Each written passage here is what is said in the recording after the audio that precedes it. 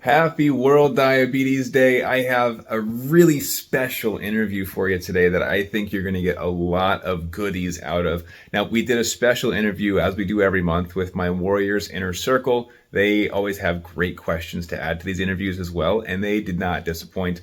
In today's expert interview, though, I had the chance to interview somebody who is really into diabetes technology, more so than me, and knows a lot about what is currently the best options. And then I asked my favorite question: if you could create the best possible diabetes tech, what would that look like? And what do we expect to happen in the future for diabetes management? Great conversation. Going to bring on someone named Justin, also known as Diabetech, one of the best usernames on social media I think I've ever come across. So it's really fun. I had a great time chatting with him, and really a shocking diagnosis story that I guarantee will make you question everything about doctors and diagnosis, and really to look a little bit deeper into your own diabetes management. So without any further ado, we're going to get into this amazing interview. We had a chance to really get to the root of diabetes technology, how it works, why it works, and most of all, what we can expect to gain from it as we move forward with diabetes. So we're going to get into our theme song and then into our fantastic interview that I know you're going to love with Justin. Let's get to it. I've spent the last 10 years pushing the limits while identifying trends and patterns in my type 1 diabetes management. Follow along as I learn, apply, and share the fitness, nutrition, and lifestyle strategies that I've learned from diabetes experts around the world. The real question is, how can we live fearlessly with diabetes while maintaining stable blood sugars? This podcast is here to give you the answer.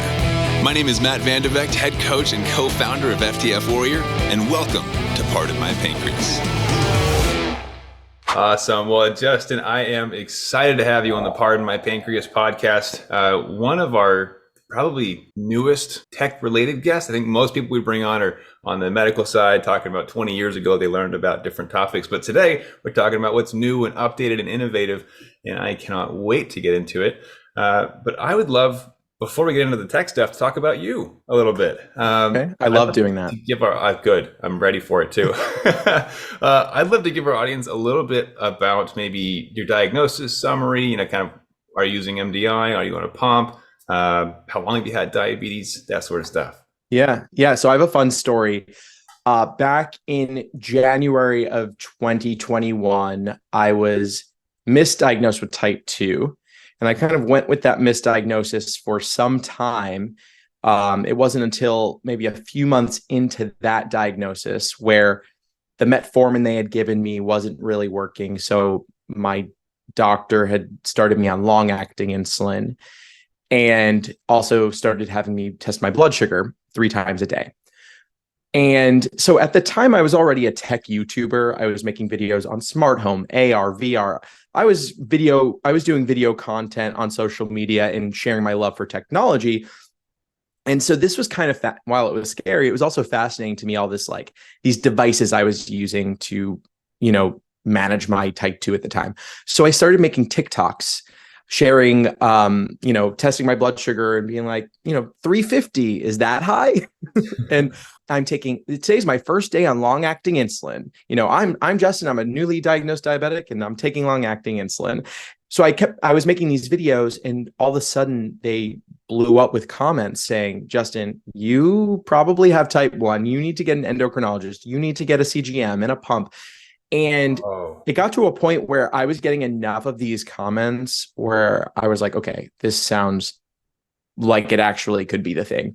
Yeah. So I got an endocrinologist, and by a month or 2 after all of this started, I finally got my type 1 diabetes diagnosis. And I thank it to all those people that were commenting on my TikToks. They were also commenting on my my YouTube video this update video I did on Justin Tech. And I don't know how much longer I would have gone with that type 2 diagnosis and feeling so crappy, all of the symptoms, peeing all the time, mood swings, feverish, like feeling just generally very sick. But luckily, within 2 months of them finding my videos, I got that diagnosis. And so that diagnosis happened in May of 2021, just 2.5 years ago. So, I mean, as soon as you said TikTok, I was like, okay, semi-recent, right? But Yeah, that right. is wild to have your audience essentially diagnose you. I mean, when you started Right. seeing those, was it like, you guys are stupid, this is wrong? Or was it like, oh, that might be correct? What were your initial thoughts? I needed an answer as to why I was feeling so crappy. Hmm. So hearing people say that they had an answer gave me some maybe excitement for, maybe we're on the way to somewhere. I'm very type A. I want to figure things out very quickly or just figure out all the ways, knock out all the things until I find the answer. So I loved it. I thought it was so cool. And it excited me about making TikToks. And I just wanted to continue creating this content as I learned, because as you know, and many people probably watching know, there is so much to learn when you're diagnosed. My diabetes educator, she's like, it's going to take a year to get this down with my help. So, especially if you don't have the accessibility to healthcare, you may never get the education knowledge you need. So that all inspired me to continue doing this. And I realized my content was helping people because people were commenting and messaging saying, this video is awesome. A video I took 1 minute to make of just today I ate some grapes and my sugar went to this. So I gave insulin for something so simple of just saying my own experience could impact dozens of people, let alone, I mean, how cool would it be just to impact one person? I mean, it was amazing. And it continues to push, it continues to be the reason why I do what I do today, because I found something that really helps people. Well, and I'll say this with you as well. Like, I had a client recently who told me that their doctor, when they asked the doctor questions, hey, how do I take care of my diabetes? They're like, oh, just go on YouTube and Instagram. There's plenty of helpful people on there. And I was like, I'm excited that I get to be grouped into that, as do you, as like, yeah, we are helping people. But that also makes me so mad. Like, the doctors are pushing people to the internet? Are you serious? So yeah, if anything, it should at least be the doctor's job to curate a bunch of resources they think would help the patient and be like, here, I'm sending you a Google Doc with links to all these videos. Don't just send someone on their merry way, especially since you can't trust everything on the internet. I mean, you have to check your sources, but there are many people like us that are trustworthy, and we're just sharing our own experiences. We're not telling anyone, how much insulin to dose, because everyone's different and we're not doctors. Exactly. Yeah, I have a T-shirt that says that to make it sure. I am not a doctor. But no, I mean, it's incredible though that not only were you diagnosed, but then you were able to flip from what you were doing and just incorporate diabetes into Diabetech, which, I mean, the name, the first time I saw your username, by the way, I was like, that is so clever. Dang it. That's amazing. I wish I was cool enough to think of anything remotely just incredible like that. But username aside, it sounds like it was a relatively quick transition into acceptance. I could be completely wrong, but for me, it was like many years that I was ignoring it, but you just kind of rolled with it, it sounds like, and shifted your content and just jumped in. Is that fair to say? There was definitely a moment of denial that started possibly 6 months before the type 2 diagnosis. My doctor had said, your sugar levels are elevated. We should, look into that. You're pre-diabetic. I may have even been told I was pre-diabetic. I was told in August, and I kind of ignored it, which is so kind of out of my character, because I had a serious health problem when I was 21. And, ever since then, I'm like, I'm going to put so much effort into my health. And I guess, I was just finally felt normal for some amount of years. That, there was a denial process that I went through. But that was before an actual diabetes diagnosis. Once I got the diagnosis, I think I was so overwhelmed, but because of the type of person I am, it was a new challenge for me. And there were exciting aspects of it. The technology was exciting to me, learning about that. And I love learning in general. So while I think it was scary at first, especially like putting needles into your body, like starting off with the long acting and then short acting and having to do that. But for me, it just kind of became this new challenge and excitement. Also, I started feeling better. Uh, And that was just the best part, right? I had been feeling crappy for so long. I mean, I was peeing way too much for at least 4 or 5 years before all of this. oh And wow. that was just, but there were no other symptoms that I realized but that started years before. And I was just like with my friends, and I was like, oh, Justin's going to the bathroom again. That was always a thing, but yeah, no, it was kind of exciting. And I just had an incredible support system and medical team that made it a lot less stressful than it could have been. Well, you mentioned you were exciting about the tech, yeah, which obviously that was already part of your life, so that makes it easier to get excited about it. But what was your first introduction into diabetes tech? Was it the CGM? Was it a pump? Was it you looking into innovative projects that weren't even a thing yet? Like, I don't know if you've seen the closed loop systems and bionic pancreas and all that. What was the introduction like for you? Well, it's really funny because you were part of that introduction. When I was first diagnosed and I was being told about devices, I definitely looked up Dexcom G6 and found your video. Oh, Or wow. your videos. Yeah, absolutely. You were part of that. I remember watching your videos. I was living in Palm Springs at the time, so I specifically remember watching some of your videos. And those excited me because I was like, oh, wow, I can do what I'm already doing, but in the diabetes sector. So let me do that. For me, just the pens were interesting. I mean, they're very simple, but Yeah. the whole step-by-step process of doing all of the, put the cap on, put the alcohol, just kind of that step-by-step process was interesting to me. But the first piece of tech, and then I had this like blood glucose monitor that when you measured your glucose, it instantly sent over Bluetooth the reading to your phone, and it went into my Apple Health. So that was so cool. Like I showed on one of my early videos. That was pre the type 1 diagnosis, but I was just testing my sugar. I was like, this is so cool. I mean, it was simple Bluetooth, but it was so like, to me, I wasn't this jaded diabetic, right? I was new. So I was like, my numbers are going out on my phone. That's so cool. Yeah. So that would be like, I guess, the first piece. And then the G6 was the first actual wearable piece that I put on. Oh, right on. Me too, actually. I didn't like it though. A little different experience. I hated the idea of wearing something. I just wanted to be free. But now I'm obsessed. I love all the tech too. But for me, it's more of the analytics that I love than the tech itself, I suppose. But anyways, so the G6 started you off. And then now, if you don't mind, what are your devices that you've stuck to? What did you pick? So currently I'm on Omnipod Dash and I'm on the Dexcom G7 right here. Okay. And I'm looping them together. They are talking to each other.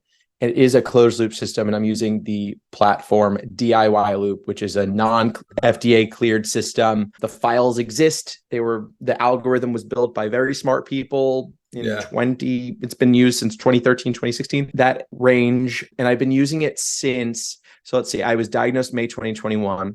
October 2021 is when I got on Omnipod Dash. Prior to that, I was using the InPen smart insulin pen, which I'm all for. Omnipod Eros, and then I started DIY Loop just a month after I got on Omnipod. Wow. I got into Omnipod for a month, non-regulated, and then looped. Okay, so I love that you're chatting about stuff that's not FDA approved as well, because there's a whole different side of diabetes. On that side, the innovative software coders and all these different people who are looking at, I'm sure you've heard the phrase, we are not waiting. Is that what it was? Yep. We will not wait, something like that. I thought that was so great. In that realm then, actually, I kind of want to split this into two different ways. So one, if you could hypothetically build your own product, let's say like the perfect diabetes tech for Justin, what would go into that if you could mix and match the pros and cons from different companies, different pieces that are FDA approved? We'll start there. So the first one is, if it's FDA approved, it's on the table for you to build something perfect. Wait, okay.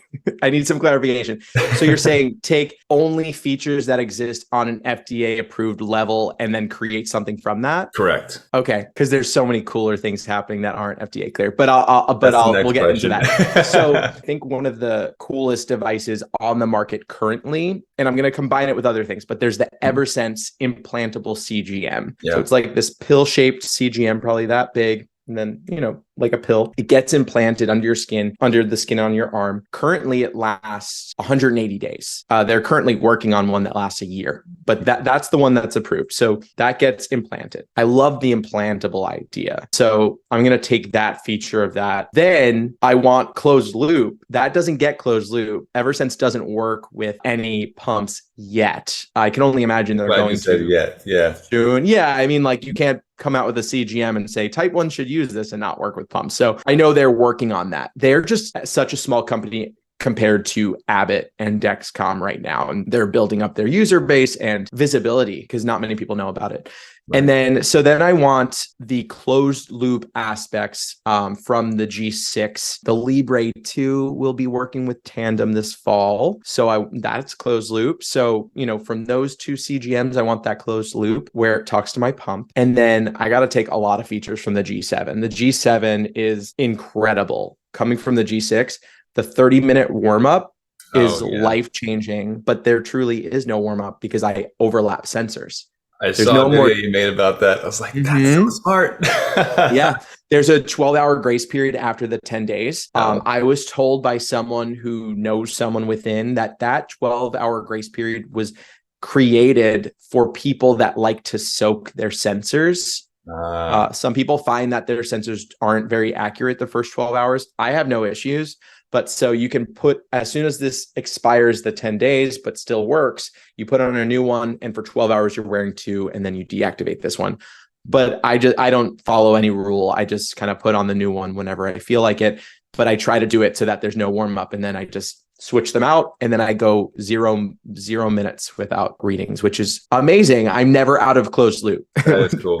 It's incredible. So I hope that answered your question. Yeah. So we've got a couple different mix and match. I'm curious now, have you tried the Eversense CGM? No. And I'm open to it in the name of science, but then there's a part of me I'm like, I don't know. I think I could talk about it without putting it in my arm. I think I want to interview someone who's wearing it. That's what I want to do. Or even what I've said, I want to follow someone as they're going in to get the surgery and document the whole thing and ask them questions as we're going through this process. So that's on my list of things. I've been trying to get Eversense on my podcast, and I don't know, they're being a little weird. They've said yes, sure. And then they've not, and then they've ghosted me. Oh, bummer. I was gonna say I'm pretty sure my NDA is cleared now. I'll double check, but okay. If it has, I still got scar tissue from using it, and it was an interesting experience. I was able to wear two CGMs the whole time, so I compared. Technically, couldn't have talked about the comparing, which is why I never made a video about it. But yeah, the experience was interesting to see how different devices measured the same blood sugar in real time, how the volatility even showed different on the CGM graphs. Just kind of on that note, something that's been really important to me, non-exclusivity, even if I'm getting sponsored by people. So I get it written in my, because I think it's so important for people. These companies, Dexcom, Omnipod, I work with them. They pay me to create content, but what they're also paying for is my following that trusts me and my opinion. Yep. And so I've had moments where I've been exclusive and I'm thinking, I'm like, for this, I don't want to do that. I want to make sure that when I have a contract with Dexcom and Omnipod, that, I won't say Dexcom's the freaking worst. That's fine. I don't even think that's I think I can say that. I need to be able to compare these products. I need to be very honest about how Dexcom could be better because of, like, in this way with this one, there's non-exclusivity. I can really say whatever I want about your product, but I'll also make videos for you and say how great it is. Cause it is. I won't work with someone that, I don't believe in the product. Well, and what I'd love to see, and maybe it's more helpful, I don't know, I'd say non-diabetic and a diabetic, if you get two people, same family, just that wanted to experiment for fun, maybe I'll talk to my family about this, to get all the CGMs on both people, just to compare what graphs look like, sensor issues. Some sensors have more issues with loss of signal and all this kinds of stuff, but they compare. Well, it's funny you say that. Very helpful. Because my friend moved in with me. He's going to live here for a month, and so I've decided we're going to make a YouTube video and probably some social content. I'm going to put a Dexcom G7 on his arm. I'm going to have it on my arm. We're going to eat the same foods, and we're going to go to the gym. We're going to go on walks. We're going on bike rides, and I want to see what a non-diabetic's chart looks like. Yeah. eating the same things and doing the same activities roughly, and also document kind of his experience wearing it. I'm excited to see how that comes out. It's kind of, we're just going to go with the flow and figure out how to produce it as we're going. I'm trying to see on my camera if you can see it. Let's see if I can point. That box has the Okay. same idea that you just said inside of Oh, it. really? Oh yeah, you do it first. I want to see what you do. I'll take notes. Okay. Okay. Well, But then we can no, do something together. there you go. Some sort Yeah. of, yeah. But I mean, I love that you're into experimenting too and just collecting information. That's my whole thing. It's like, okay, that worked. Why did it work? Or, what would happen if I did this instead? And I've seen a couple of your videos on here's me eating food and here's me exercising. Great content. So, okay, back to the hypothetical though. Yeah. You created your perfect product. Now let's take FDA off the table. Anything that has been thought of, it could be currently in trial. It could be from your head as long as it's possible. No like magic fixes, right? But within products that you've seen or heard of or might be in the pipeline, now how would you create the perfect mix and match product for a diabetic? Let me tell you about two cool things, and let's say they were combined. Okay. So one thing is currently being worked on to become an FDA cleared system. I think it's called Project Luna.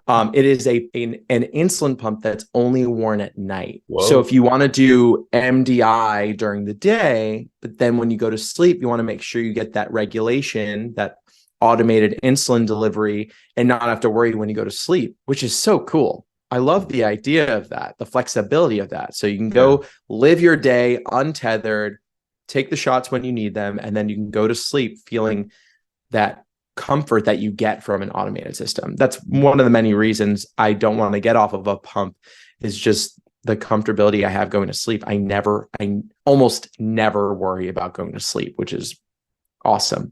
Yeah. Now, something that currently does exist and is not FDA cleared, and I'm going to be learning a lot more about it this month. I'm speaking to them I'm interviewing them on my podcast on Thursday. So the episode comes out in a couple weeks. I'm speaking to the admins of this app called IAPS. APS stands for Automated Pancreas System, and the I is kind of like a lowercase I, like iPhone. Oh, sure. So this app and algorithm comes from what's called AAPS, Android APS. Mm-hmm. It's the same algorithm that's been around for a while, but now it's on an iPhone. This algorithm is way more advanced than the current systems, and also way more advanced than DIY loop. And that's for a few reasons. It has a few things that can fluctuate. It can change your settings on the fly. It has dynamic ISF. So you know how your insulin resistance, your insulin sensitivity basic changes depending on what number you are. This device is actively looking at your insulin sensitivity for the last 60 minutes and adjusting what your insulin sensitivity is right now. Okay, so now it's you got my attention. right. And then it has dynamic insulin to carb ratio, and then it does SMBs, which are small microboluses. These are terms that I fully can't even explain myself. I'm going to know a lot more in 3 days, but those are a few things that I've learned just from speaking to them pre the interview. But I haven't even said the most shocking thing. So there are people using it currently. They call it magic. The people I'm speaking to on Thursday, 2 of them, one of them, he does everything we do the same. He does pretty much the same thing. Boluses, and he's in always 80% range over 80 plus. Oh, no. Okay. He doesn't bolus. He never boluses. There we go. This is shocking. He never boluses, and he's in 80% range. Wait, never takes out his phone to plug in food. Yeah. Follow a low carb diet. Does he follow low carb? He eats I know he eats pizza. Oh, okay. Well, I know he eats pizza. So let me give you the other example, because he didn't talk to me about his diet, but the other person did. So the other person, this lady, she is on Ozempic. Mm-hmm. And so that's the difference between them two. She never boluses. She eats whatever she wants, including a Cinnabon, a full-on Cinnabon. Wow. Never boluses. And she's in 90% plus range all the time. And by all the time, I mean like your 90-day range, right? Like, yeah, she obviously goes out of whatever. She'll maybe have a certain, 90% range. Yeah. Now, I wonder if you're getting into, like, she takes Ozempic, I wonder what impacts could be had if you're using different inhibitors or like Simlin, for example, if there's different ways to continue increasing the success rate of these, closed loop algorithms, it really just providing the assist, which I don't know, there's a pro and con right there because you're adding medication. So it's like, Yeah. am I really doing more or less work? Who knows? But that is definitely interesting. Yeah, worth a look. I think I've heard of that. Did it start in Australia? I think it started in like Russia. Okay, I'm The completely off then. developer was in Russia, and when the Ukraine war began, he had to stop working on it. He gave the project to someone else. Get out. End the I'm gonna ask war. them We about need that guy. Right. Yeah. So now people here are working on it. Yeah. I have a lot of questions for them. That's wild. Okay, well, I am going to be listening for that episode drop. Very curious to hear about how that goes. I might have missed it. Did you give us your second non-FDA approved, or is that the one? That system just sounds too good to be true. Yeah. That I want that on an FDA cleared system so that everyone else can have it.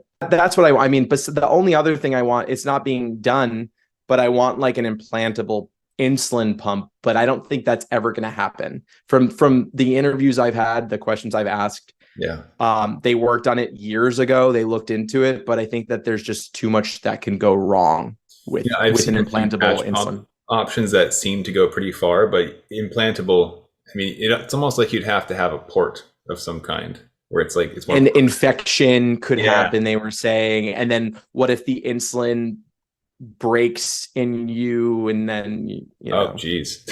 Whereas a pacemaker, I don't know, there were lots of reasons that they gave me.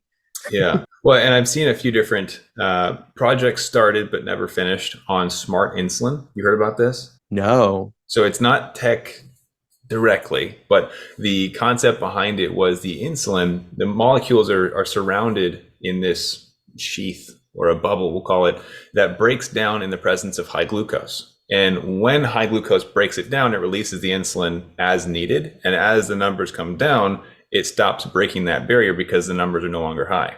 And so it stops delivering insulin. So the idea is that you deliver one shot every 24 hours, as much insulin as you think you need, and whatever is not used by that point, you're essentially peeing out. It's not going to be used. And you don't have to carb count. There's no bolusing because the insulin's already in circulation. So hypothetically, it would be a faster delivery as well. And so that would ideally lead you into perfect blood sugars without the risk of ever going low. I'm like, whoa. So you still have climbs, blood sugar would go up, but it would come back down on its own. So hypothetically, you could be completely absent-minded as a diabetic, except for the one shot per day, and just go about your day and achieve relatively level numbers.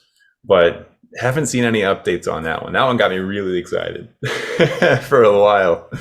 That'd be amazing. I mean, that's a simple fix. Yeah, very simple, very quick.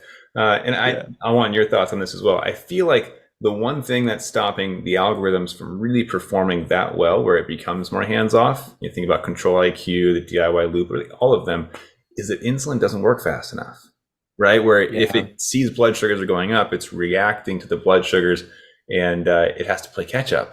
And so I'm very curious to see how this other system is producing 80%, 90% with insulin that we're already using, unless they've got some other model. Anyways, on that topic, I have no idea. Slightly different. I'm curious to know, after all the conversations you've had, where you think diabetes tech is going in the next year, 5 years, 10 years, and so on. I think one of the big things that is happening right now is many of the insulin pump manufacturers are working on tubeless pumps. I don't even think, I know Medtronic has one, the EOFlow. They purchased this company from South Korea, or they're currently in the process of doing that. I think it's pretty close. Then Tandem's working on one called Sigi, SIGI. I've made some videos about these on YouTube. So they have their own, they want to capture that market that Omnipod has. And then there's another one that did just get FDA cleared called it's from AccuCheck. I can't think of the name off the top of my head, but I also made a video on it. That one's out, but it's not perfect. It's it's not as good as Omnipod. It also isn't closed loop. So I think that's important at this point. So I'd say in a hardware way with pumps, tubeless. Everyone's going to have a tubeless option. And then you see Mobi, which is the even smaller T Slim that's coming out. It's, I think, half the size, no screen, controlled by the phone, but it also has physical buttons on it to bolus on device, and like little lights and sounds that it can make. Yeah. So pumps are getting smaller and they're becoming more tubeless. So that's exciting. Seeing Mobi is exciting because we'll see smaller pumps come from probably Medtronic. They've got to have a smaller pump coming, right, with Mobi. And then algorithm is going to change and evolve, especially the fact that IAPS even exists and works and people are not bolusing. I know the future of diabetes tech will allow us to not have to bolus. I don't know how that's going to happen, but I know that is part of what all these companies are aiming for. That could come in a few ways. That can come from CGMs being more accurate, by accuracy, more accurate, a better MARD possibly. I don't know if CGMs currently, they read interstitial fluid, which is on a bit of a delay. Yeah. So I don't know if we'll ever, I don't know of anything being worked on that tests specifically the blood, because then that would be instantaneous. That could be helpful and could change things. But I think the big thing technologically will be algorithms getting stronger and smarter, possibly using legitimate AI to understand what is happening with our levels and where it's going and where it was, like IAPS is. And then kind of not in a diabetes tech, but like on another piece of technology, I think that what could get stronger is the ability for our phones, smart glasses, to be able to see a plate of food and estimate what ingredients there are and what the carb content is.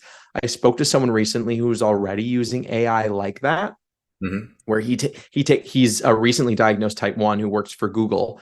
And he was telling me he's taking pictures of his food, and his AI that he's using is listing out all of the ingredients and the estimated carb count. So I think that is going to be part of the future too. There will be apps that can do that. There are apps that help you carb count now, but there will be apps that give you an estimate of a carb count from like a picture, I think. That is cool. Man, there's too many cool things happening because I had like 4 different pieces that I was going to touch on. And now I'm trying to remember what they all were. So looking at the AI, which I can only assume would turn into AIPS, right? Or oh my God, yeah. I like that. That's good. Close. But with that, I know like our current set of algorithms that we have access to, kind of 2 different classes they fall into from what I've seen. One is a learning-based algorithm, and the other one is a database where it takes the current data and interprets actions needed. If you had to pick one, what would you prefer to use? Do you like the idea of a learning-based algorithm that kind of requires you live a relatively routine lifestyle to actually work properly, or having the system that operates off of your data, your settings, your numbers, but you have to have the settings dialed in order for it to work best? One takes more work initially. Like the latter takes more work to get to those settings. Right. I think it's important to narrow down your settings. In order to do that, you need help. It's hard to do that alone. So I would prefer that. I'm happy with the way that I've gotten to where I am because of working with a diabetes educator who helped me hone in on what my settings should be. And also, I read the book Think Like a Pancreas, which really helped me understand how a pancreas works and how you can truly see if your insulin dosage worked or not based off of the food and how many hours you wait to kind of look and see where your sugar levels are. Because it's normal to spike after foods. You didn't do anything wrong if you spike. And sometimes you don't spike and you have no idea why you didn't spike. It's such a game. It's a video game. But I think it's important to have, I like figuring out those settings with someone, really honing in on them. And then I guess you have systems like Omnipod 5 that I guess you put settings into them. But there's a lot of learning going on with that pump from what I hear. I've never used Omnipod 5. I actually have Omnipod 5 in my room with some pods. I just haven't tried it yet. We'll see if I try it, because I was going to try it, and then IAPS was introduced to me and I was like, oh, I'm getting on that. But then you have Beta Bionics, right? That's put in your weight and then we're going to do the rest. I don't like that for me. I think that's great for people who do not want to do work but just want to do better. Right. That's a great system. Maybe for kids to start off. But I prefer, honing in on the settings and working with a medical team to kind of get there. I think that's a great distinction too. There's kind of two classes of people that you just mentioned, where there's people who don't want a lot of input. Like I just want to do better. I just want to feel better, and not worry about this as much. And there's other people who are looking to fine tune. Like, no, I want to nail this thing down and really understand it. And I think that you're right. Yeah, and I'm like, I am a little bit too excited about the settings and get the numbers figured out. But that makes total sense. I think that there's a product out there for everyone. It's a matter of matching preferences, which unfortunately is not always the case. When I was first when I was first considering a pump, because I waited 10 years before I even was like okay with the idea. I tried getting an Omnipod and I couldn't. They were like, oh, no, your insurance doesn't cover that. You get Medtronic or Tandem. I was like, what? Wow. I can't pick? So, that's another part of the discussion, that even if there is amazing tech out there that will get you 90% time in range, and you don't even think about it, you have to think about what's available to you when you're considering these FDA options. So I'm curious about your experience then. You're using the DIY loop. How would somebody go about getting on a system that's not FDA approved? Is that through their doctor's office? Is it through the black market?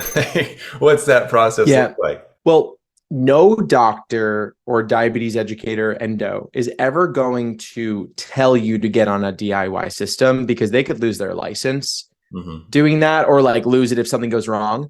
They can tell you about it and say, you can go check that out if you want, but they're not going to like tell you to do it or prescribe it to you. My diabetes educator just told me, hey, you should look into this. I think you'd find it interesting. And if you decide to build it and go on it yourself, well, then I have to help you with your settings because you're my patient.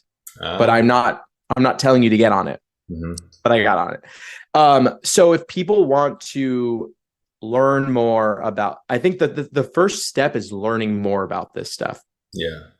You can go on my channel and watch, or my socials, and watch videos to learn more about the DIY systems. I have a loop video on my YouTube channel, but there's a website called loopdocs.org, DOCS.org. And on there, you can read everything about DIY loop, how it works, how to build it.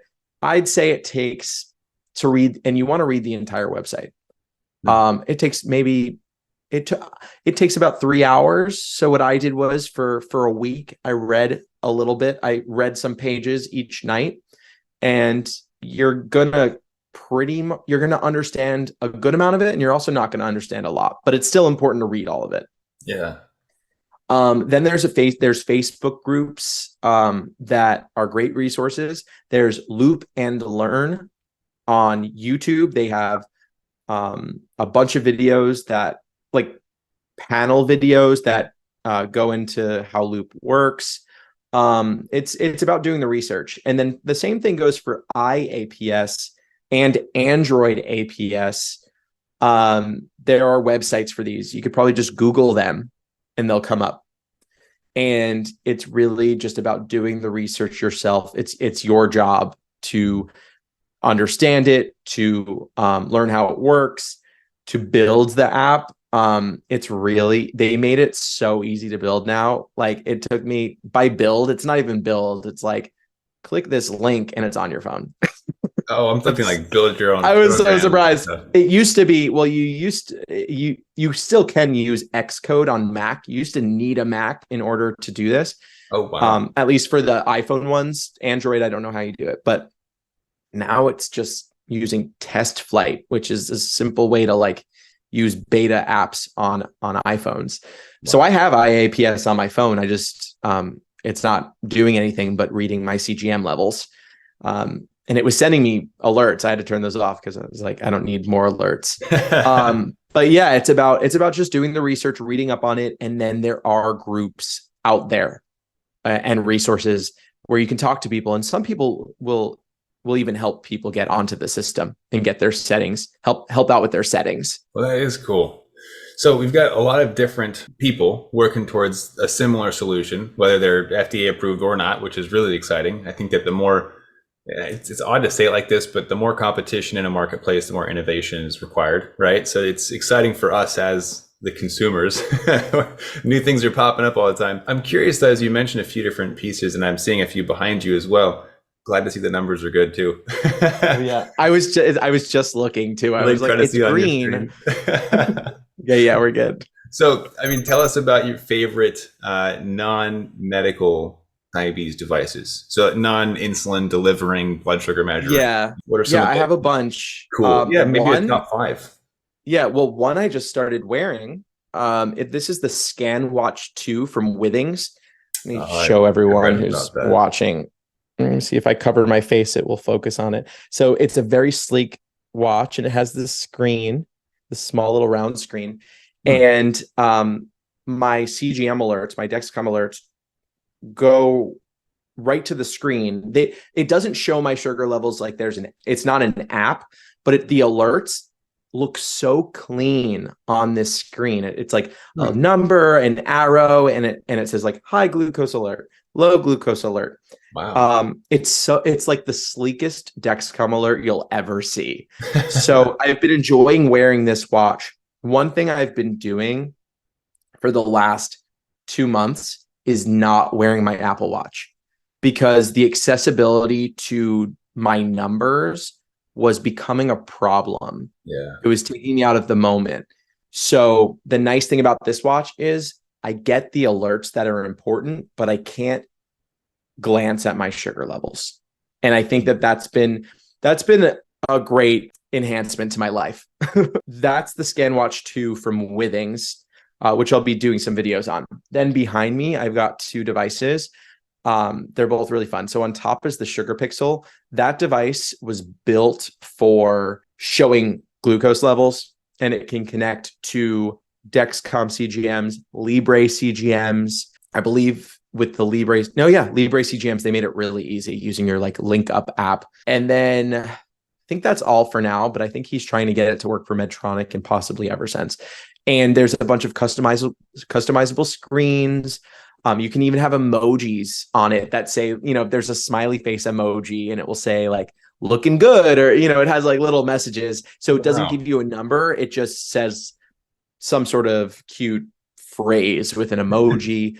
Tons of different screens. There's also they just updated it. There's this new nighttime screen that is phenomenal. So at night, what I'll do is I literally do this every night is I'll get into the screen on the bottom in a bit. The screen on the bottom, I'll just flip over and then leave the top, the Sugar Pixel on. Yeah. And it has this nighttime mode where there's these just 5 dots, which symbolize the minutes for your next reading for Dexcom. And so the dots are so small, and they're either green, yellow, pink, purple, red. Yeah, depending on what your sugar levels are. You know these colors based off of what your numbers are, and they produce so little light that there's no like light pollution as you're going to sleep. Oh, that's but there's nice. Just little faint color and these dots showing you when your next reading is and how your levels are. That's been amazing. Below it is a bit of a more enhanced screen look. You can have the graph showing. Right now it's on night mode, so it's all white, but typically, the numbers, a color like red or green or yellow, and then the graph will show you the colors based off of like where your sugar levels were. Yeah. That's called the Tidbit. I should have said that in the beginning. That's the Tidbit.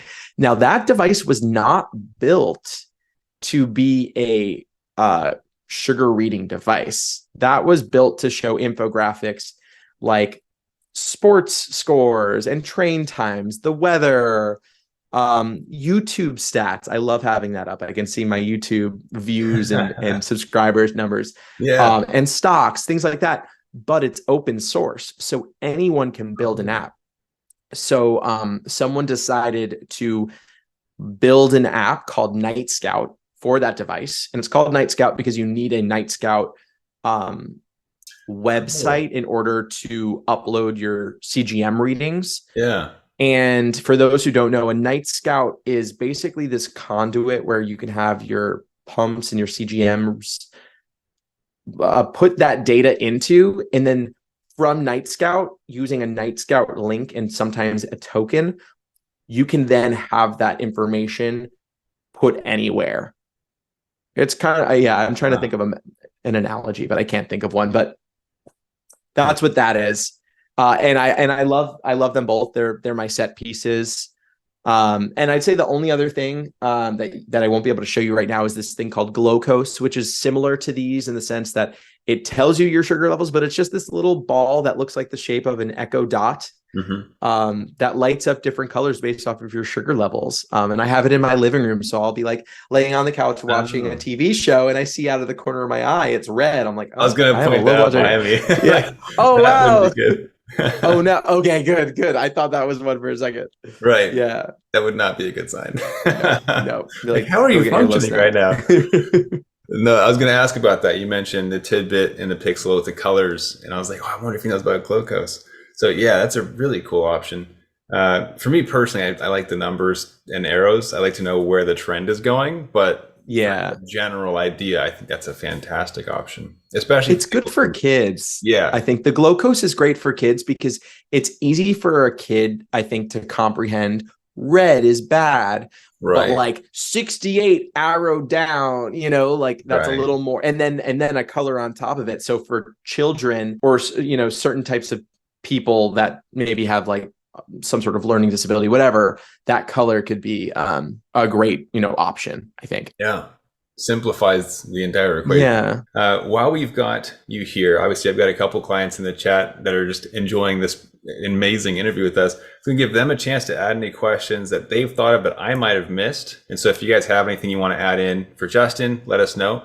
Justin, for you, I have one question I like to ask at the end of a lot of our interviews. Hypothetically, you could time travel back to the day you were diagnosed and coach yourself or give yourself a message. What would that message be? Or what would that strategy be that you'd want to give yourself? Well, I can think of an exact moment where I would go time travel to. It was the day that I was told I'd need to start using long-acting insulin, and I went to go pick it up from the pharmacy.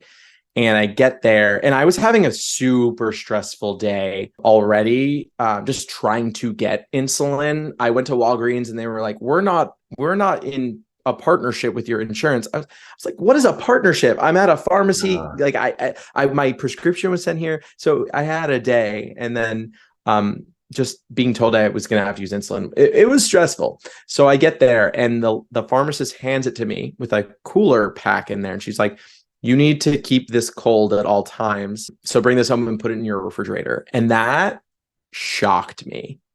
In that moment, I realized I'm going to need to use a medication for the rest of my life that needs to be refrigerated. Right. Like, how am I going to do things? I had just been on a road trip that summer. There's no way I would have been able to do that. Or at least in my mind in that moment felt that way. So what I would do is I would time travel to that moment in my car as I was driving home crying to tell myself that there are cooler packs for insulin pens. You're going to be able to do anything anyone else can. I know in this moment it feels like you're going to be locked down, handcuffed by this disease and this treatment.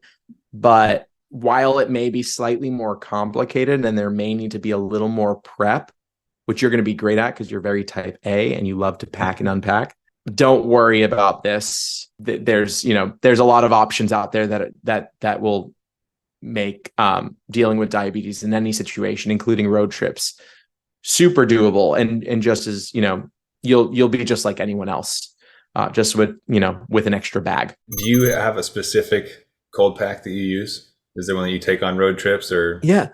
Anything like that? I like the Frio. Well, I Yeah. haven't been on a road trip since, but I like the Frio. It keeps your insulin cool for 3 days each time you like soak it, and you could just re-soak it. It's so small and easy to pack. So I found that to be the easiest way for me to carry my insulin around. So I like that one. There's also like the For All Family cooler, which I know a lot of people like because you can put a bunch of pens in there and it's like kind of like looks like this, I think. But I like the Frio. Yeah, the first time I got Frio, I didn't know how to explain it to people. Like, oh, how does it work? And I'm like, magic crystals? I really don't know. Like, you just get it wet, it's cold. Yep. It's reusable. Well, the good thing about Frio too is that if there's like a zombie apocalypse or a nuclear apocalypse, whatever, you don't need a freezer to freeze anything. You don't need electric. You just need water. That also gives me peace of mind. I can't Or say a how desert often I think island. about that. Okay, desert island sounds less crazy, right? But I think about zombie apocalypse all the time. Like zombies, end of the world, government collapsing, any of these situations, I'm dead in 30 days, right? Because insulin doesn't last longer than that outside of Yeah. the fridge. So yeah, Frio's on my mind. For All Family, I just got their stuff. I'm trying it out. My clients and I actually made a whole T1D apocalypse survival guide with like 5 pages of to-dos, what goes in your go bag, like how do you survive this type of stuff. The stuff we have to consider as diabetics. Like, come on. It's Yeah. ridiculous. Yeah. But no, anyways, I've loved this conversation. We do have one question from one of my clients here. But will there ever be some faster insulin? I think that's a great question. What are your thoughts on that? Yeah, well, a couple things actually. So yes, there will be. They're working on it, and I don't know what I really don't know a ton about it. I do know that they are working on faster insulins and that they are coming. I don't have a timeline, but people with knowledge of what's happening have said that there is, and I have an episode on my podcast coming in like 4 or 5 weeks about insulin innovation. So I'm excited to hear what he has to say about that. But one thing that is happening and I believe is finished through trials or is very near is long-acting insulin that's just one shot a week. I saw that. Yeah, Oh, that's yeah. exciting. That And would that's be almost really- that's kind of close to what you were saying earlier. yeah, Like the a little smart bit, insulin. like it's not smart, but it Mhm. is such a relief. One shot and it kind of just is giving you insulin for 7 days. Like My first that's pretty thought, though, cool. 'cause, I mean, yes, first is like, this is magic. Then I'm like, what if you get the rate wrong, though? Is it just a week Oh. of close? Yeah. That would Yeah. be rough. And working out for me, the long acting insulin thing, Mhm. MDI, it's just I think it's very difficult to balance with exercise for me Yeah. at least, like getting Well- that right. Whereas automated systems can regulate a bit and you could set higher ranges.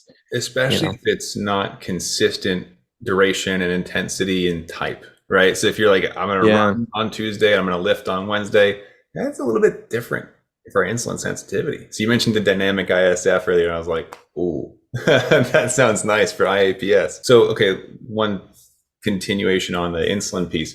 So are you saying that they aim for faster than Fiasp and Liamjev and Afrezza? Or are those the faster ones that they're trying to innovate on top of? I think that they're trying to, I think it's like Humalog, Liumjev thing. Yeah, basically Liumjev, right? Just the next step in that. There's Right. fast acting, there's ultra fast acting, or ultra rapid acting. These names are crazy. I don't know what they'll call the next Ultra one. super fast, amazing. Right? Yeah. Like come on. Infinity and Beyond acting is going to be the next Right. one, right? So I think it's just that standard type that they're focused on. I mean, I'm sure even Afrezza is working on the next Afrezza. Afrezza is something we're going to talk about too. I don't know much about Afrezza other than that. I think within 4 minutes, it's already kind of working in some way. I don't know. Inhaling insulin is just very different to me. Yeah. But have you ever tried it? I haven't tried it, and I love the idea of it. The macronutrient profile that I follow, it wouldn't work great with. It would require a second, maybe a third dose. And it's because while it works faster, the tail comes a bit quicker as well, so it stops working earlier. So actually, my sister noticed somebody, a long time ago, was at a bar, noticed somebody with a CGM. And she's like, oh, diabetic. And he's like, watch this. And he had Afrezza. He was using Afrezza to essentially chase his beer where he didn't have to pre-bolus at all. So he would drink, take a Afrezza, I want another one. Drink, take a Afrezza. So it allowed him to be much more spontaneous, which was nice, and not have to know exactly how many beers he was going to have. But long story short, no, I haven't tried it yet. Have you? Yeah. Had option two? I mean, I maybe I don't know if I have the. I'm sure I could ask about it, but it just adds another thing to the list. Yeah. And I'm very happy with my continuous glucose monitor, talking to my pump, doing their thing. Nothing outside of that. Yeah. And currently there are no systems yet that can take a Afrezza into account. That would change my mind. If I could plug into my system that I took one inhale of a Afrezza and it knows then what to do based off of that, that would be helpful. Then I would consider it. But to add another layer that's not automated just doesn't make sense for me. Yeah. I had a friend who's in the medical industry, and I'll keep her anonymous, but she has access to all the different types of insulin, and she utilized that plus her knowledge to chase different types of meals. So Afrezza, R, Humalog. So R, obviously more proteins and fats. Humalog, standard balanced meal. Afrezza, high carb, high glycemic index. And it worked like magic. Wow. Dang it, that's really cool. Yeah. But it's a lot of work, right? Afrezza sounds good for dessert. There you go. Based off of what you're saying. Yeah, or like a fruit smoothie or something. Yeah, way something better. Real quick. Well, you know what? I feel like sorry to keep this going. It's not good. I was gonna say, I forget what I was gonna say. It was Afrezza related. Oh, what you could do with Afrezza is plug in less carbs into your system. That's what someone was telling me that they do with their Afrezza. So, Afrezza is gonna, based off your insulin to carb ratio, right? If you're going to use Afrezza, you plug in the carbs in your pump. I don't know. There's something that you can do there. I forget what they said, but there's something you can do is by basically changing your carb count on your pump, you can use Afrezza. Interesting. Does that make sense? I think so. And the you way plug in, Afrezza is basically negative carbs. Interesting. I was going to say, I would, and this is speculation because I haven't used Afrezza, but I would liken Afrezza to an IM shot. Have you ever had an intramuscular injection and how fast it works? I wonder if it's a similar process where you'd have to take it into account, but the insulin on board timing is what would be different. That's true. Yeah. Anyways, I'm talking about stuff I have no clue about. We're just getting off into the mysteries of diabetes. All right, looks like we got one more question in here and a comment. This has been awesome. I found Matt when I was going to use Tandem also, and I'd love learning about the tech. Yeah, this is super cool. I love talking about this. We got another person says, do you think ViaCyte will be the pump killer? I hope it will be. Okay, I've heard about ViaCyte. I forget what it is. I've definitely heard about it though. I actually don't know. If you guys want to add to the comments what it is exactly. Is that stem cells? Insulin cells in the body of birth. I think it's like I think it maybe is a stem cell related cure. I mean, there's a lot happening with stem cells. Recently there was a big, they reversed someone's diabetes, like the third person ever, right?